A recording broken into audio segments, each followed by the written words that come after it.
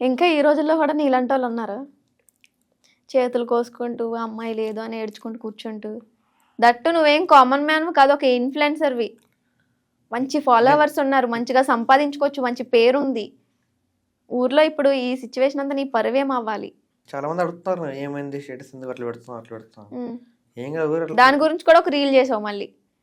వీడు అస్తమాను love breakup స్టేటస్లు పెడుతున్నారా అంటే వాళ్ళందరూ నవ్వుతున్నట్టు. అవి బాధ అనిపిస్తుందా మీకు? నవ్వుతారు కదా, మరి అయినా పెడుతున్నారు ఎందుకు అవన్నీ? మనసులో బాధ ఎవరు చెప్పాలి? ఇంకా నీ ఫాలోవర్స్కి చెప్పుకుంటున్నావా? ఇంకా వీడియోస్ ద్వారా తెలియజేస్తున్నా. ఇంకా ఓకే, ఫైనల్గా ఏంటి నీ మోటో ఏంటి? ఏం చేద్దాం అనుకుంటున్నావు? ఆ అమ్మాయి విషయంలో అయినా సరే, నీ పర్సనల్ లైఫ్లో అయినా ఏం చేద్దామని, ఏమైదామని? ఇలానే బాధపడుతూ ఉంటావా? మార్చుకుంటావా? మనిషి ఒకటి ఉంటుంది, కొన్ని ఇయర్స్ వరకు ఉంటుంది. లవ్ చేస్తే మార్చిపోదు. చూద్దాం ఎప్పటి వరకు ఉంటుంది ఈ బాధ. అప్పటి వరకు ఎట్లనే పడదాం. తనకి మాట ఇచ్చిన. ఏమైనా మాట ఇచ్చిన అంటే లవ్లో ఉన్నప్పుడు నేను నీలాంటి అమ్మాయి అది ఎక్కడ దొరకదు. అందరు మీరు ఇప్పుడు నవ్వుతుంటారు ఈ మాట నాకు, అంటే పిల్లని ఇబ్బేలాగా చెప్తున్నాడు వీడు అని.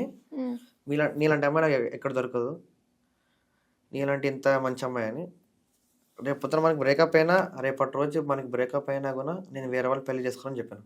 నాకు అలాంటి వైఫ్ మెటీరియల్ దొరకదు నాకు తెలిసినంత మాత్రం. ఇప్పుడు నువ్వు నిజంగా ఇప్పుడు కూడా అదే మాట మీద ఉన్నావా? పెళ్లి చేసుకోను ఆ అమ్మాయిని తప్ప. గుర్తుపెట్టుకోండి ఈ వీడియో, గుర్తుపెట్టుకోండి ఈ వీడియో ఎప్పటికీ ఉంటుంది.